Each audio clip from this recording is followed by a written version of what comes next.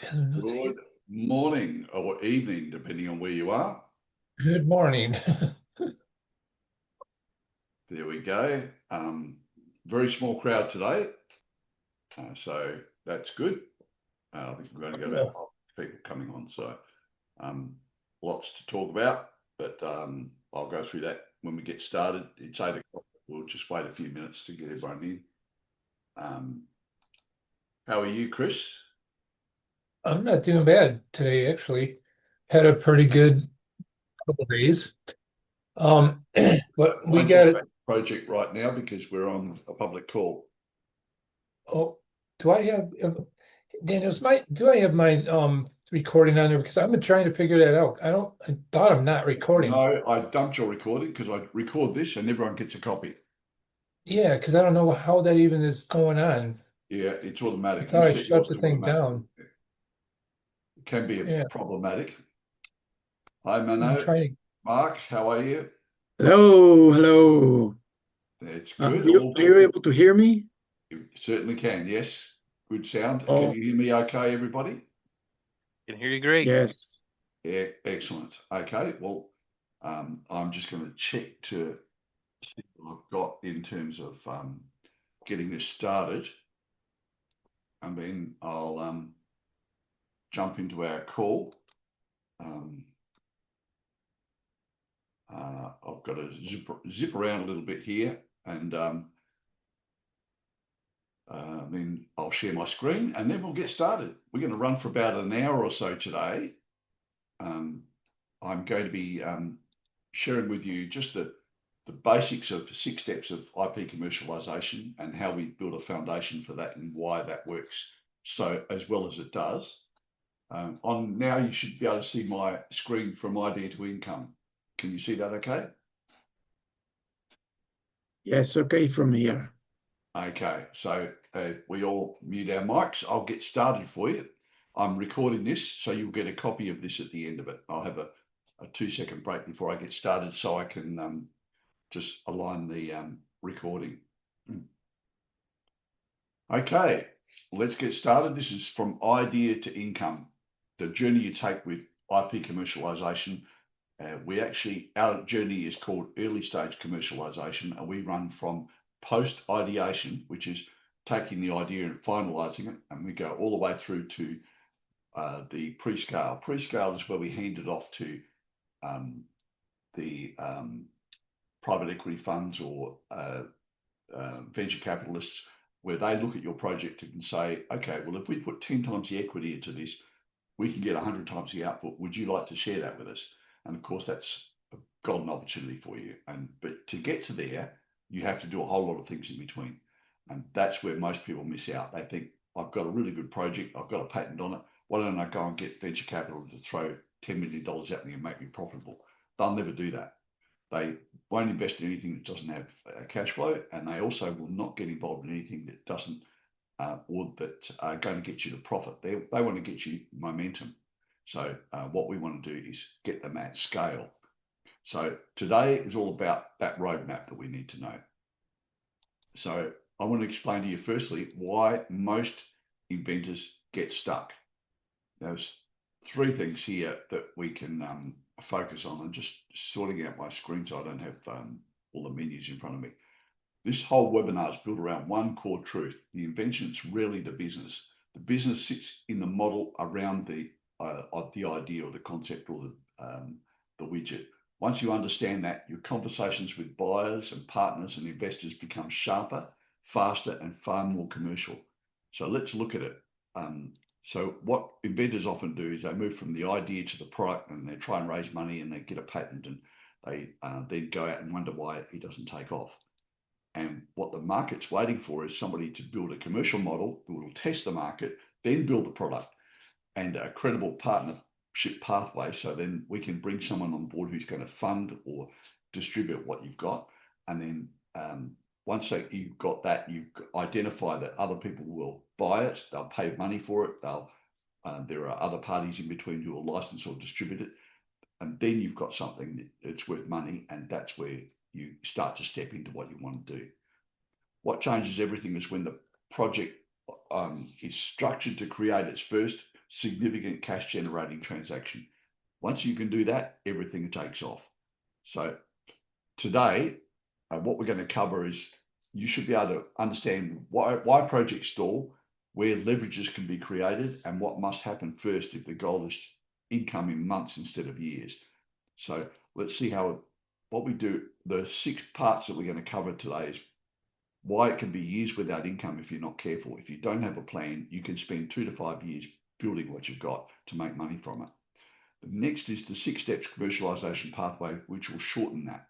Now, you can do this by buying a book or an online course, and you can get it done in 2 to 5 years, get it down to 2 years. But you can also, if you wanted to, you could do it in far shorter time, of course, if you've got coaching. Now, where small R&D teams lose momentum is critical to understand that. So if you understand where they come off, where the wheels come off the wagon, so to speak, you will be able to make sure that that doesn't happen to you during your development. We're also going to show you or talk to you about how to shorten the path to a first deal, because the first deal will, 2 things happen. All your risk will drop away, and next, all your opportunities will start to expand. I want to talk about why capital usually comes after traction, and why you need to have not necessarily momentum, but a little bit of traction and a pathway and a clean evidence of why this is going to take off before people will fund it. And that's why we go for a little bit of funding before we go for a whole lot of funding. And finally, I want to talk to you about how you decide your next commercial move. That's going to be important in moving forward. So I want to go through the 6 steps, and that will show you how we do it. And then I'll bring all that together and build you the whole model, if you like. Now, I'll also show you how it all fits together, and I'll also be showing you examples for each of the 6. So just bear with me for that. So first is ideation and commercial modeling. Sometimes it's just called modeling. The whole idea here is we start the outward facing paradigm. We work backwards from who needs this all the way back to how we're going to build it. And we get to know your numbers, internal and external. Your internal numbers are your pricing, costing, sourcing. Your external numbers is how many of these will you sell, how many distributors will you need to cover that area, and what are the margins going to be needed to make this competitive. So once we do that, I want to go through the elements of ideation and commercial modeling very quickly. A promising invention still needs to be translated. So you have to have a plan that makes it a commercial model. The problem, the buyer, the value created, the urgency, the commercial logic behind adopting the whole idea, the concept. And that's where the money is.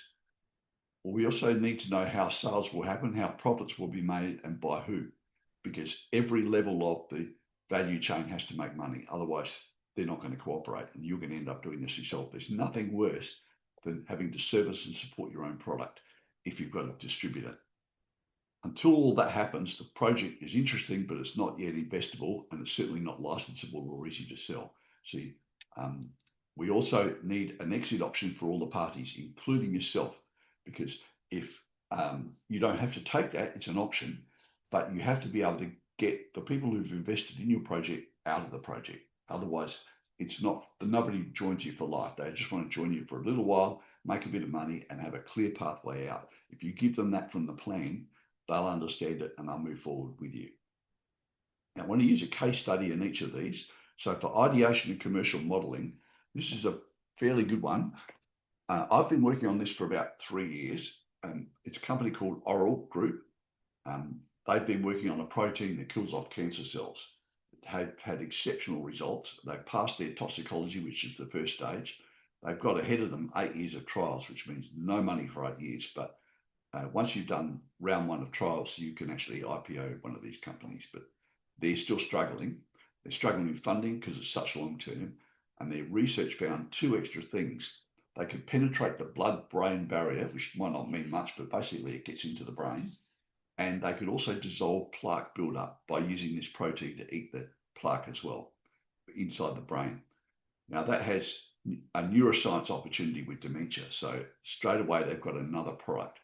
So they didn't drop what they had, but they added extra patents around what they've got, and they pivoted to the new one because it has lower barriers to entry to get into the market. So they'll go back to the cancer project when they can self-fund it, and that's ideal for them. Meanwhile, much lower barriers, easier to fund, easier to commercialize, different partners, but the same project. It's a different target market, and we got all the pathways mapped out for them. We got them a collaborative research partner, and off they went. So it was a lot easier for them to pause one project, start another project with the same technology, but a different application, and then move on. So that's how they did it with their ideation and commercial modeling. They redid their commercial model. They came back into this in 2025, redid their commercial model, and now they're looking at how that's going to work for them, and they're implementing it now in 2026. So that'll still be a couple of years, but it won't be 8 years. Okay, let's talk about step 2, which is ownership and protection. Now, this is all about making sure that you can own whatever it is you've got. We want to make sure that your employees or contractors don't want to claim a part of this later on. You need to lock it down, and it's not just patenting, because patenting is good, but it's very expensive. So you want non-disclosure agreements, waiver of rights, non-compete agreements. All of these are just tools to carry you safely until you get your first deal. And we usually lodge our provisional patent just before you sign off on the first cash generating transaction, because at that point there, you can start to build, and you've got 12 months to get more cash flow to be able to have the project pay for the patents rather than you. So the elements of ownership and protection are pretty easy. Value leaks out quickly when the rights are unclear. You can appreciate people in your organization will leave your organization, and sometimes they can take your IP with them without you even realizing it. We can protect with patents, contracts, confidentiality, all of the chain of title, all matters in the long term if you want to own this project and commercialize it. Protection is there to support the deal, not to replace it. So your focus is on a deal. Protection is to support that deal. Don't get them mixed up and think the patent is everything. It's not. The strongest position is not just having rights, it's having rights attached to a commercial pathway that's worth protecting. And this is where most people go wrong with patenting. They patent well before they know that they've got a good commercial pathway that will earn them money. Now, licensee pay more for protected opportunities. I can tell you now that if you have a standard product that will be sold in hardware stores or grocery stores, that license will probably get you about 5 to 6% of wholesale. But if you don't have a patent, or when the patent expires after 20 years, that drops down to about 2 to 3%. So it can be quite significant in terms of a drop. Now, for ownership and protection, I'm going to give you a case study that's quite interesting. This is called PlumScope. Now, I'm going to tell you, this is a 20-year-old apprentice who came up with this. He messed around with AI to create a bill of materials and a layout from PDF plans of buildings.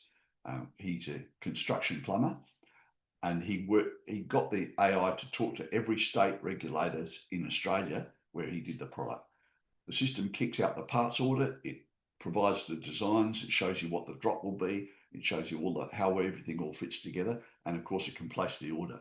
So what he did is he went along to, when he was 15 in school, he did an internship with a company called Reese Plumbing, which is a wholesaler of plumbing supplies. And as a result of that, he got to know the people quite well. And so he went back to Reese Plumbing and said, hey, what about you partner up with me? And they said, well, if you can make this work, we're in, because we know that this will get to our plumbers and that will guarantee that they'll place an order with us. So they have a ready-made list of 28,000 registered plumbing businesses in Australia. 32% of those are construction and roofing plumbers, which is the ones that he's looking for. Reese wants them to place their orders directly with Reese. So they want to distribute the product. The plumbers want to pay a monthly rental on the package to do all of their quoting and ordering. They know they can save up to 30% of a manager's time in a small practice by getting rid of or cutting their quoting down from 35% to 5%. So what they did, they set out with software, they copyrighted it, they then partnered up with a developer who could make this outside of AI so it couldn't be copied, and then they developed it further. Now, that puts them 12 to 24 months ahead of the game. Reese is exclusive for 5 years on this. And Jackson, the 20-year-old, he can sell a monthly package to other plumbers and delivered and supported by Reese's IT department. But in the meantime, of course, Reese is selling it. They're offering it to their clients at a discount, and they're generating that revenue and passing it through. So it was a quick and easy product, not easy to do, but it was a quick product to put together. And it's no patents, it's just copyright, and it's protected by software. So it gives you an idea of how we can develop this very quickly and do it in partnering. When we talk about, in ownership and protection, we did it all through development. Now, next one is partnering. We used to call this funding, but we found that the funding wasn't exactly the right description for it, because even though most of the projects we handle do need funding, it's more about collaborative partnerships, because the funding doesn't come from people who are professional investors or venture capital or private equity funds. The funding comes from people within the industry or the market. They partner up with the inventor to get the project into the market. They bring more than money. They bring distribution. They might bring licensing. If they've got sales channels that exist, it's going to be a whole lot easier for them to do that. So what you're looking for is, what will your first deal look like? It might be funding, it might be distribution, it might be licensing, or it might be a trade sale. We focus on just one of those four, because we know that getting one across the line will get you focused, and it'll happen in the 100-day sprint that we do. So funding isn't always about cash, because we can offset a lot of the cash. There are a lot of people that do funding with they might offer access to their facilities, access to their technical people. They might give products, they might give a sales channel, and all of that adds up. So if you're trying to borrow, let's say, $1 million, and you need to spend $600,000 on building a facility to build, test, prototype, and then deliver this product, why shouldn't you use somebody who already has all that $600,000 worth of equipment, and it doesn't cost you anything? It's a much smarter way to do it. So what we're talking about here is partnering, but it also really comes around funding. So if I give you the elements of partnering so you understand it a little bit better, many inventors chase money too early because they assume cash comes first. And it doesn't. It's not always cash. In reality, the best first stage funding stories are attached to a well-structured model. And the resource sharing, such as, yes, I've got a distribution channel, why don't you use that? Leverages, how that will benefit their business as well as your business. And that, for a benefit to their business, is free carry. So you're not paying anything for that, for them to have something that will give them a jump on their competitors. Like, for instance, Reese Plumbing will be well ahead of Galvin's and all their other competitors to be able to deliver this to those 28,000 plumbers and say to them, when you're ready, click the button and it'll place the order directly with our local branch, and off you go. So you can show visible progress when you do something like that. Funding becomes easier when it's accelerating something credible rather than trying to rescue something undefined. If you've got a plan and purpose with the funding and you're not trying to do any more R&D, that's the time to look at early stage commercialization, and it's a lot easier to get the funding. You're also not looking for $10 million to make you profitable. You're looking for $500,000 to make you commercial. So, and that again is something most important. Now, the first objective is your first significant cash generating transaction. As I mentioned before, there could be funding, licensing, distribution, or a trade sale. They're the four that we look at. Once you've got that cash, you start to lose your risk and increase your opportunities. The second objective is lining up other transactions. They don't have to be the same. For instance, if you did one license, we can go and do another license in another jurisdiction, or we can do trade sale in one jurisdiction, not everything. You can do anything you like. But the most important thing is you're lining up your next transaction so you get this most important word, momentum. Momentum is everything in our business. When projects slow down or stop, they die. So to give you a case study here, I've got a very interesting one, and one of our people on the call here is in a member of our US cohort that happens on Thursday Wednesday evenings, and he's in with a group of 6. Now, in that group of 6, we've done cross selling and cross investments, and I want to talk about those. So funding partnerships are a lot easier when cash is involved. It opens the project up to, or when less cash is involved, sorry, it opens the projects up to more prospects. For instance, if you don't have to raise $500,000, but rather just $80,000, then more people can afford to do this, particularly if they're already in business and have cash flow in their same industry or market. They can offer services, facilities, channels, know-how, all in exchange for equity in your project. And that's a benefit to you because you would have otherwise used that money to go and buy that or build those things. Now, as I mentioned before, we work in cohorts of 6, and Chris is on our call here, and he's in this particular cohort. Now, one of these cohorts has the 6 members, as I mentioned. Now, one member finished his project and got his first deal with a German company, and so he turned and invested in another project. So it's completely different. One project, I can talk about all of these because they're all patented. This little object here is a cross between a leaf blower and a windscreen wiper oscillator. And basically, when it senses snow at the top, this sits on the side of your driveway. When it senses snow, the hood raises up and it blows the snow off the driveway until the snow stops, and then it drops down again. So very easy to operate.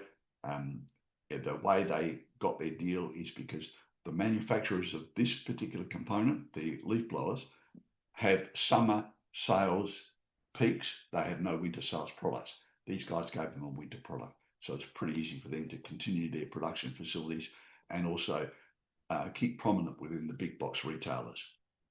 This other product that they invested in seems to have no correlation, but because they understood the product, the industry, and the market, and because the principal investor in this product, or inventor in this product, actually was the original inventor in CPAP machines. And so he understood medtech quite well. He sold his company to Philips, he won't mind me telling you that. And worldwide, it's still in operation today. It's still the #1 CPAP machine, I think. Now, this product here is for EMDR. That's a process used by psychologists to cure PTSD. We call it PTS in Australia. The whole idea is instead of delivering it in a clinic, they can deliver online across the internet using Zoom. And so that product's going to change the way everybody does instead of visiting a psychologist, you can sit at home, get on a Zoom call, and boom, off you go. And you can do that once a week with a psychologist, and then 3 days in the week you can follow up and do it yourself. And so he can keep checking you. And believe me, 4 or 5 weeks of treatment of this, they get rid of PTS, and I've seen the miracles that this thing does. So these guys, as a team, invested in that project, and off it went. Now, a third member did a joint bid. These guys have a very clever system of it's hard to describe, but it's the equivalent of an autoclave. So they can sterilize instruments or anything really, including fruit and vegetables after they've been picked. They can sterilize them instantly without a big machine. They can actually do it in a bag if they needed to. So that's a really big breakthrough in the way field sterilization happens for field medics and ambulances and first responders. But also they looked at other aspects, because one of the other members in our team does a method of killing off PFAS in water, and he can process 120 gallons of water an hour using his technique, and he burns off the PFAS using graphite, and a great system, all fully patented. All of these products are patented. Now, what these guys did is they partnered up with this guy and said, let's go and do fruit and veggies and market gardens. And now they're also doing Department of Defense projects. So you can see how that cross fertilization, if you like. These guys are very experienced in very large corporate and government bids. This guy's got some unique technology. The two together meant that they could clean water and clean fruit and veggies in market gardens, and boom, off it went. So you can appreciate going backwards from a Whole Foods network into their market garden suppliers, and then onwards, they can really nail that down quite easily. Now, transitioning is one that's very rarely understood. Most people think of transitioning as, okay, let's grow it out. It's not necessarily doing that. It's making sure, it's two things, making sure that you've closed the R&D door and you're going all in on deals. And the second is getting momentum. The momentum is the primary objective here. So the first deal is the important one, but after that, you have to line up other ones, only work at one at a time. So you're building on your first cash event, and then your second, and then your third, and it keeps going. By the time you get to 6 or 60 or whatever, depending on the size of your company, that's the time you hit what we call pre-scale. Pre-scale is then where venture capital and private equity funds will look at you and say, okay, now we can do something with you. You've got high growth, you've got you've got good sales, you're in a market that we're attached to, so we've got the contacts to grow your business. Let's get together and do something. So scaling is the objective here, and we're transitioning you from your first event to pre-scale. So what are the elements of transitioning? They're pretty easy, really. It means converting the R&D project into a business development project and focusing on business development instead of research and development. We use our partnership resources to secure cash-generating deals. We don't do it any other way. So if you try and raise capital, it's just too hard. We try and just do it as a partnership. We use the proceeds from these deals to generate the next deal. And then from there, it's just really rinse and repeat. You keep doing it. Next deal, next deal, next deal. Current deals fund the next deals, and ultimately you get to pre-scale. Many teams hesitate because they feel it's a little bit exposed when they do this. They're doing one project at a time, and it doesn't seem to be building up, but we really push it hard. This is where the market starts to answer back, though. So you'll start to see, okay, now you're getting momentum. It gets easier, it gets easier, it gets easier, particularly if you're doing license deals or distribution deals. And ultimately, your project then is ready to scale it. But I want to give you a case study here. It's a pretty easy one, really. I've done this one in previous events. People know there's Sheridan Sheds. I just explained the product, and we've got a small shed here, but essentially this was a farmer in Queensland in Australia, and this is all patented, so I can talk about it. Every project I'm doing here is all patented or under patent, so I can talk about them pretty elaborately, but I won't drill too much into this. But essentially what you're looking at is a way of building a shed on the ground. So instead of using just normal uprights, this guy uses SHS posts with sleeves. As you can see, the sleeves here that drop down the post. He then puts a winch on the outside of that sleeve, which clips on, and he puts at the top a pulley system. And then he builds the shed. He puts the trusses across from sleeve to sleeve, bolts them on. All the bolt holes are in everything. So this comes as a flat pack. Once he's doing that, he's now building it standing there. He's got no working from heights. He's got no lifting equipment, no cranes, nothing. He can do everything, including the lighting underneath. He can do the solar panels on top. He can do everything. And once he's got it all done and it's all ready to go, he goes around to all of these winches. And this doesn't have to be, what you see there is probably 3.5, 4 meters wide. But you can do this 25 meters across. One man can do it because all you have to do is lift the truss and drop it onto one end of the truss to drop it onto that little sleeve there. So he could do that, walk to the other end to do that one, 25 meters across, and he can go 400 meters down. It doesn't matter how big the shed is. And all he's doing is putting the posts in whatever it is that the engineers have specified. These are SHS posts, and he puts these pillars.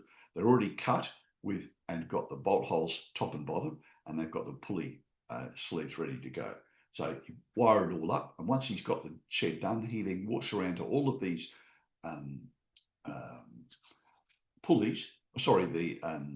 winches, and he winches them up 3 inches at a time, all the way around. It could take him 2 days to do a big shed. One person has put the entire thing together. No kit, no equipment needed and no teams, no erection teams. He can do this himself. It's a DIY for a farmer. So, and that basically means a $100,000 shed, which would normally cost $60,000 to install, is now $100,000 shed, shows up, plans are there. You pay an extra $4,000 to get the winches and the pulleys. And at the end of that, you send the winches and pulleys back and get a rebate of $2,000. That's pretty cheap to get an entire project done. So now he could sell one shed at a time if he wants, and he could make a good living. But instead, he decided, let's get one distributor for Australia, one franchise. That franchise had 52 outlets, 160 sales reps. So you can see how this is going to exponentially grow. The geographic boundaries start to be removed because there's no install teams needed to go around to each place to land on the thing. The reason why he decided to do this was because he got quoted, it's going to take me 2 months to get to you, but we've got a wet season, so I can't get to you for another 8 months. So I can't build you what you want for until 8 months from now. And he said, no, I can't wait that long. So I've got tractors to put in sheds and everything else. In fact, this was for his boat. So he designed this for his boat, and then he went from there. And as a result, now these guys can, without any install teams, there's none of that inhibition. They can send this out to anywhere in Australia. Now, what this partner did was they went back to their lost deals and requoted them. That was a leverage that they got to know that they could pay for the entire operation out of regaining lost sales that didn't go to someone else. People just decided, $60,000, $100,000 for a big shed. It's not doable in terms of installation costs. So I just don't want to take it. But what if the installation costs were removed? Yes, suddenly I'm in business. So the one deal got this project to scale. Now he gave away a big slice of a small pie. He gave them 50% equity to the franchisee or to franchisor, sorry, and they were the Australian partner for 50%. But all the other countries he kept for himself, and that's where he's going to make his money. He knew that before he started. He knew it was too big to do it, but he knew that if he got it going in Australia, he could wander in elsewhere and show everyone what it does. So it made it so much easier to scale. So that shows you what we can do in project scaling. Now, in transitioning. Project scaling, a little bit different.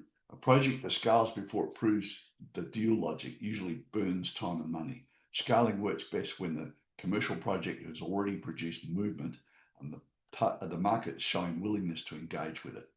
At that point, systems, production, delivery, and team capability can expand with far less guesswork. And if you've got the right partner, it's going to happen really quickly, really efficiently. So what are the elements of scaling? Pretty easy, really. It's adding resources to a working system. That's all it is. It's like adding fuel to a car to accelerate.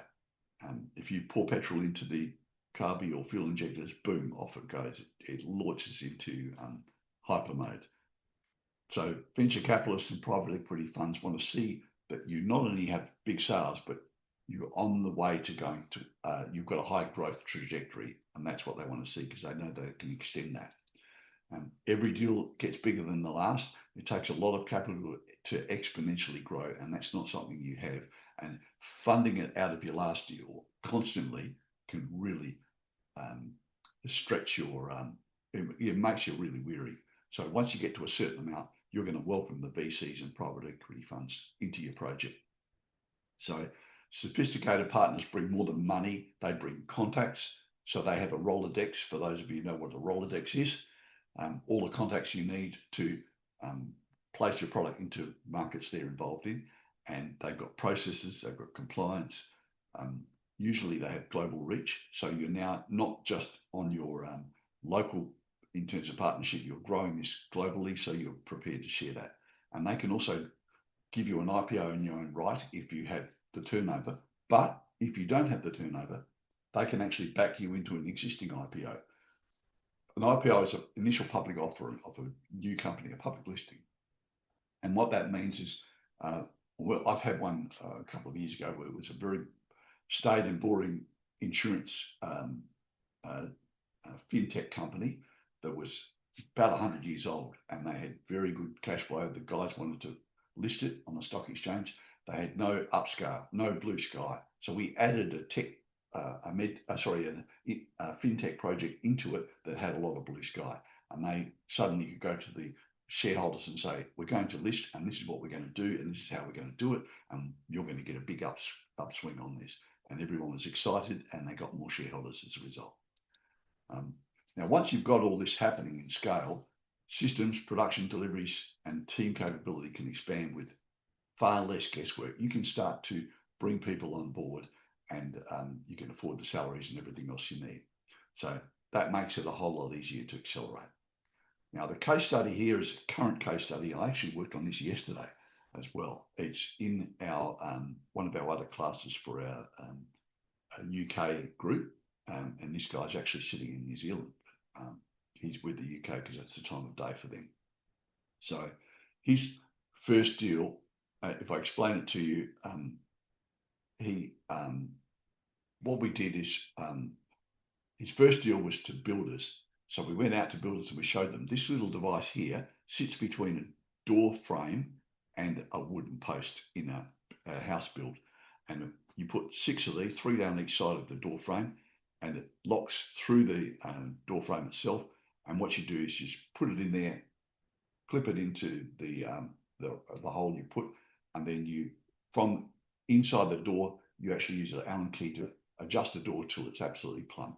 So what this means is you can fit a door, hang a door in a house, and there's usually around about 12 doors, internal doors per house. They can fit a door in 5 minutes using an apprentice or a trades assistant rather than getting a carpenter do it in 45 minutes per door. So it's about a 6 to 10 hour saving and a whole lot less labor in terms of qualifications to do it.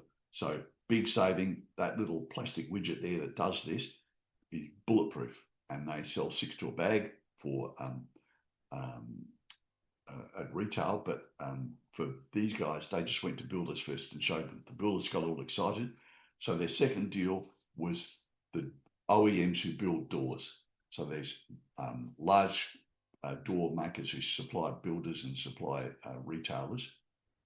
And these guys went to the number 2 and said, we'll give you a limited exclusivity for 2 years. That'll make you number 1 if you do this right. Because you can now sell your doors with 5-minute install instead of 45 minutes, and no one else can copy you because it's all patented. So the third deal they did was for fasteners companies who could then take this to the big box retailers, and they've got the full vertical growth system, and they did it all before they launched the product. Now, third deal with fasteners and retailers, I'm doing next week in Sydney, the Sydney Home Show, and so that guy's coming across from Auckland, and we'll just walk the Sydney Home Show to all the fastening companies. There's about 16 of them coming to that, from that sell hinges and door handles and you name it. They sell everything, but essentially we want somebody who can manufacture these and distribute them, and then we can get them into the big box retailers, and then from there to the builders, and then also to the OEM, sell them through the OEMs. So you can see how easy it can become. So now the final step is the exit. We call it an exit, but it's actually a value realization point because it's an exit option. You don't have to go if you don't want to, but you need to have an option for you, but you also need an option for everyone who's collaborated with you or joined you. It might be staff, it might be contractors, it might be partners, or whoever it is, they need to have an option to get out. So the whole idea is, when you start with this, should I build it up or and sell it? That could be one option for you. So selling it, finding the right buyer when you've got cash flow is a lot easier. You might decide, I'll get a buyer when it's profitable. Should I expand it in one outlet at a time and build one at a time and grow it out incrementally rather than exponentially? And it depends on what you're good at. And I can tell you, if you're really good at inventing, you're probably not good at growing a business. So I would look at ways of getting out early and going back to doing what it is you do really well. So, and that also means if you sell the project, you can also do a buyback. So you can end up with owning the project for your own little area as well. And that makes it really handy if you want. Okay, so how does that work for you? I will give you the elements of it first off. The first step is not always a sale. It's generally a value realization point. So what we're looking for is an option to sell and an option for you and for everyone involved in it. All collaborators have to have that option to stay or go. Now, we also do reciprocal rights. So if they want to get out, you have the first right to buy their shares at equivalent rate. So you don't get an advantage, you don't buy it cheap or anything, but that's the same both ways. So, and you usually have a 14-day reciprocal rights option. So if they go and find a buyer for their shares, they have to offer it to you first within 14 days and vice versa. So that's important to keep the or maintain the same shareholder profile if you wanted to. Just all you're doing is concentrating it more. It may be you're selling the recurring royalties as a cash flow. It might be a strategic sale of a license bundle. You might have 6 licenses in 6 different jurisdictions, and you're going to sell those. It might be a project or a company sale, the whole thing, you're going to offer it. You might be backing it into an IPO, as I mentioned before, or another form of value realization. Whatever it's going to be, it doesn't matter. You just have to have those ready. And what matters is everyone has that option. They don't have to take it. There's no obligation for people to take that. So commercialization succeeds when the asset is producing value and the parties can choose how and when to realize that. They don't have to, but they can. And it's if you can make that promise, be it at the engagement with those parties, they're going to get on board a lot quicker because they understand that you are giving them an option to get out. Okay, so let's look at our case study here. This is one from last year. This is Jeff. Jeff's an audiologist. He set out to build a better hearing aid, and he built one that, because he knew that as an audiologist, 30% of people who buy hearing aids stop using them. And the reason why is because not everyone's inner ear canal is in a straight line. They bend around and it becomes very uncomfortable. Some of them are narrower. There's a whole lot of reasons why people don't feel comfortable wearing them. So he sat down and worked out a way to build one, and he did it out of a very thin line of silicon rubber, completely different. And he built the entire thing. And he knew he had to build it to a price because they're about $320 a pair. Mind you, they're done by everybody the same. The competition is pretty easy. There's 44 different brands around the world. They're owned by just 2 companies. 2 firms own the entire world market. So for him to try and become a third is next to impossible. So he knew that his novelty only appealed to the 30%. So he's pretty keen to stay to that. And he doesn't, now these days, after we did our commercial modeling, he doesn't make hearing aids. He just makes the earpieces that plug into each of the 2 types of behind the ear pieces, the receivers. So his is now, what he offers is an $88 plug and play. So he was able to offer that to those OEMs. He went to the number 2. We use the Avis model here. For those of you who don't understand what that is, in the mid 60s, Avis were the number 2 hire car company in America, and an ad agency came up with a slogan, "We're number 2, so we try harder." And within 2 years, they were number 1, but they kept the "we try harder." They just dropped the "we're number 2." And so what he did is he said, "How would you like to be number 1 to the number 2? Everyone wants to be number 1 if they're number 2. And he said, "Here's the opportunity. You can take this over and manufacture it under license, but I'm not offering it to you for another 2 years." And the reason why is because he had a retrofit program that works really well. What his retrofit program does is it's quite a unique. We talk about total available market or total accessible markets in marketing, and it's the most horrible idea.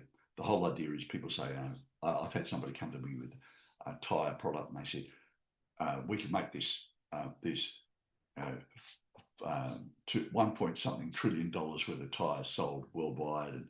And then they said, we want 1% of the market. And I said, well, are you going to go to every jurisdiction where they sell tires and advertise the equivalent of what others do in order to get any market share at all? And they said, no, we couldn't afford that. And I said, well, don't use total available market. But what this guy had was unique, because he knew that there were a few thousand audiologists right throughout America that had those 30% of those people who didn't come back for fittings, didn't come back for repeat business after 2 or 3 years, that were uncomfortable with their thing and just tossed it in the top drawer. And he can go to them by email, one email blast each of them, and they can say, $88, plug and play, take this, use it, and if it doesn't work for you, or if it hurts, whatever, send it back, and I won't bill you for it. I'll bill you in 30 days. So that was a pretty easy ask for him to get that available market. But more than just the 30% of the $7 billion market worldwide, and he's only talking about the American market, which is far less. But what he did was he said, let's go back over 10 years. Let's send these out over 10 years. So now suddenly he's looking at 30% of a $7 billion market multiplied by 10. So suddenly that's a lot of money. So he's now furiously in the business of making these to sell directly to the audiologists. He's carrying the inventory. He's got his venture capital partner, and then they have the buyer already lined up that's taking this on in 2 years' time, and they'll start manufacturing for them. So that shows you how well it can do. And he did that because he was ready to exit, and he already planned his exit, and it's happening in 2 years. It was actually 3 years. It's got 2 years to run. Now, what I want to do is show you how the 6 steps become building blocks. And all of these building blocks have to be quite solid, or this whole thing becomes like a Jenga. It'll collapse on you. So that not only do you build the building blocks in the 6 steps, but they have to be done sequentially. You can't jump a step. If you do, it won't be solid.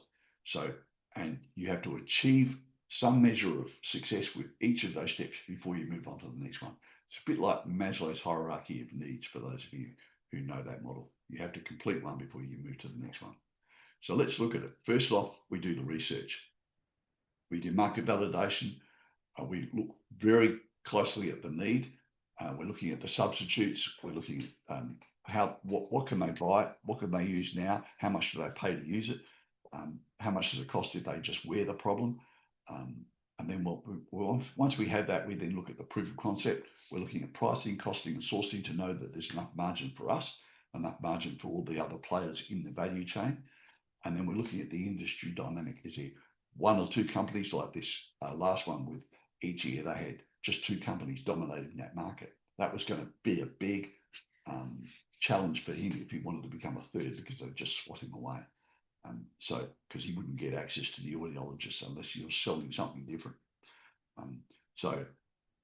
You need to understand the industry dynamic as well. Once you've got the research done, you're ready to go. You build your commercial model. And commercial model is how the product or idea is going to make money for you and for all the other parties. It's going to make or save money for the people who use it. So who does it appeal to? We define who the market is and how and where will they buy it, because that tells you how the distribution network is going to work. So if someone has a problem, what type of store do they go to get the solution? Do they go to a pharmacy? Do they go to a big box retailer? Do they go to a hardware store? Whatever. We want to know what would you need to complete to get your project into the market? How much is needed to produce it? Does it need certification? How much does it need to be funded? And how do you build enough of these to get them market momentum? So that's your commercial model. Once we lock in that, and we know exactly what we're going to do, then we can look for partners. If you try and look for partners earlier, you're just offering a patent, and nobody's going to do that. And we get very specific about the partnerships because they are people who this appeals to the commercial model. So they already know that they're in the commercial model, in the industry or the market that you've identified in the commercial model. So we're looking for 1 of 4 different deals: funding, licensing, distribution, or a trade sale. They need to be able to bring assets to the assets that don't cost you money, but will give a benefit to them. As a result of that, you're asking for less cash. So a lot of what they will offer you is a cash replacement rather than a cash requirement. Therefore, you can offer them equity without giving up, without getting cash. So we have to leverage that. And what I try and do is what we call a big slice of a small pie, and that is like we did with that shared business. We go 50% of the Australian market because that's the only area that this franchise worked in. They didn't work overseas. As soon as they saw the product, they said, yes, we'd like to do it overseas. And he said, no, not available. And if you do want it, then it's going to increase the price exponentially. So they said, okay, we'll just take Australia. So everyone wants everything, but they're satisfied with what will change their business. It's less risk for them. So once you've got your partnerships locked down, we then have to transition you. We focus you on development, from development to the next deal. And we keep doing that, getting that momentum happening. So you're rolling on until you get to pre-scale. Once you've got to there, we scale your project. That's when we get that extra partner in to the funding where they can look at it and say, okay, if we put 10 times as much into this, can we get 100 times the output? Wouldn't you like to share that with us? Let's partner up and do this. And in most cases, because they're bringing more than cash, they're bringing contacts, they're bringing resources, they're bringing know-how, administration, everything that can roll into that project and just hit the ground running. So scaling with the right partner is a big deal for everyone. And then, of course, we've got to build the exit. Now, the exit, you have to build ready for your partner because you can't get your partnership unless you've got your exit done. So understanding that value realization point is for everyone, not just for you, and you don't have to take it. It just has to be an option. Okay, so now if I bring it all together, show you how we can bring your project to life. What I want to do is to talk about, here we've got, for those of you who want to talk to me about this process, we do this in our cohorts of 6. We run cohorts, and I'm building another cohort starting at the first week of next month. To get started, all you need to do is, and you'll get an email after this, thanking you for being on this call. You'll get an email saying, here's the link. You can click in, talk to me for 30 minutes, and I'll see whether or not you're ready, your project's ready, and we can go from there. And for those of you who have a corporation, an organization, and you're not sure whether your project's or you have a project ready, then we can do a project assessment. This is an IP opportunity audit. And if you want to learn more about the IP audit, we'll give you a link for that as well. So you can do the IP audit. That is 5 hours of my time, but we get you a good picture of what you've got, what it's worth, and then you might have 5 or 6 opportunities. We can sequence those, put some on the shelf, some into action, one into action, and sell them off to others because they don't appeal necessarily to what you do. Okay, so that's my presentation for today. What I want to do now is I'm going to stop the recording because I will do a Q&A, and I don't want to record the Q&A because it's only fair that if you have questions, they don't get recorded into this for other people to see at a later time. So I'm